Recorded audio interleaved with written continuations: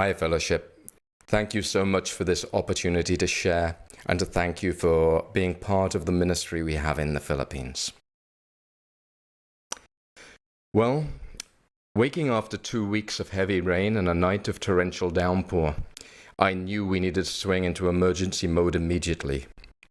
First, I phoned the senior staff at our ministries to check everyone was okay. Then I issued instructions that our schools were to be used as evacuation centers. Our staff are amazing, and most have worked with us for years, and they knew exactly what was needed. Saying a quick prayer, I put on my yellow waistcoat to stop me being a victim and so leaders can spot me easily. But as we were leaving the house to load emergency equipment in the car, we saw that we ourselves were blocked in by a flood. Mark, my PA, arrived, and we were able to dig a drainage channel, and we were able to get out. So we quickly got Christine to Payatas, and then Mark and I returned to the danger areas. These pictures and videos are from walking distance to our house.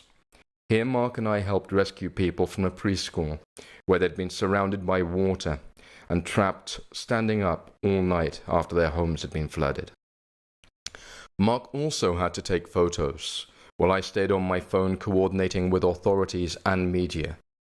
That almost did not work out, as while walking through one nasty flood, I overtook some people, and not realizing I was standing right on the riverbank, I promptly fell underwater and needed to be rescued myself. The water was from the rubbish dump, but I knew to protect my phone first. It was a little bit broken, but the car heater got it working partially again. All this time I was just thinking, how are we going to meet the needs of the people? But praising God that I knew that your money was on its way, so I could borrow against it to meet the emergency needs. But by this time, over 80% of the city was flooded, and 2 million people were in evacuation centers. That just cannot be compared to any floods ever in the UK. Arriving at the Payatas dump site again, the school was heaving. We were so thankful that a neighbour opened their house up as an overflow for the evacuees. In the UK, of course, social services and the police will take care of these needs, feeding everybody, etc. We don't have that in the Philippines, so we work with the local government. I just thank the Lord that the roads were passable. But while we were at Cashew, we were called to a landslide in this photo. Sadly, we were informed on arriving that 11 people were dead.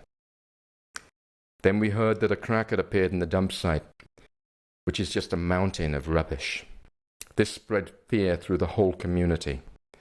Our role was to spread hope and to spread the good news. Christine used to work looking after tourists at a 5-star tourist resort. Well, here she was looking after scavengers at a rubbish dump in a quite different scenario, but with exactly the same smile. The one she needed. After quickly visiting the ministries, we doubled back to the rescue efforts.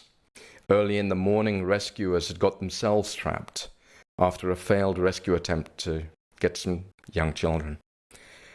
8 hours later, and the rescuers were still there, trapped, but the waters were receding, and finally we were able to get to them. We had to get enough to feed everybody in 2 locations. Papaya was okay, as we just emptied the kitchen at Mango, but Cashew doesn't have provisions like that. Just thank God that we were able to feed everybody that first night. Please notice in the evacuation centers, it is nearly all women and children. Most of the men wanted to wait as close to their houses as possible to rescue anything that could be salvaged before anything else was stolen. We had a number of emergency medical needs, including one elderly lady with TB on oxygen. We were able to get her the medicine she needed and to comfort her. But she'd lost everything in a fire just 3 months before.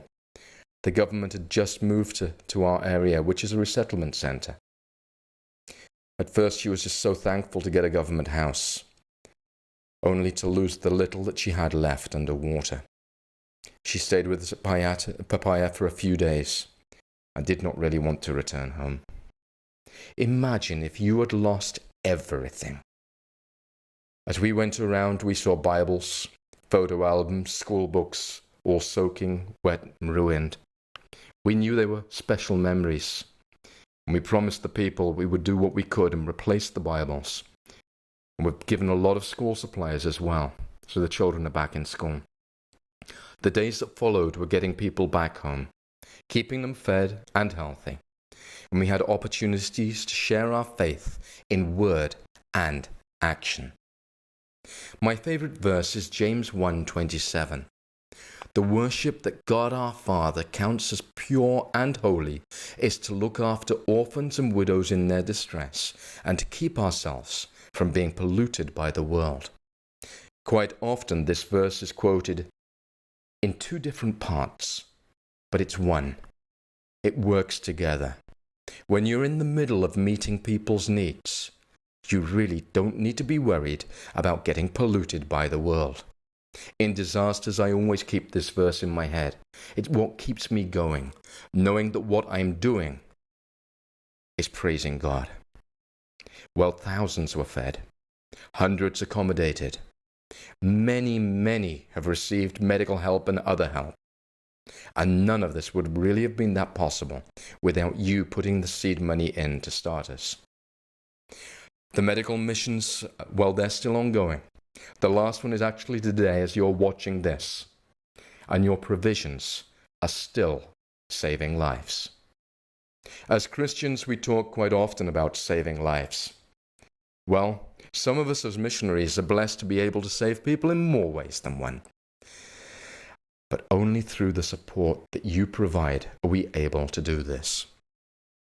The children have a message for you. I hope you like the card. God use you greatly. We honor your faithful response to his prompting, which meant we could meet the needs. God bless.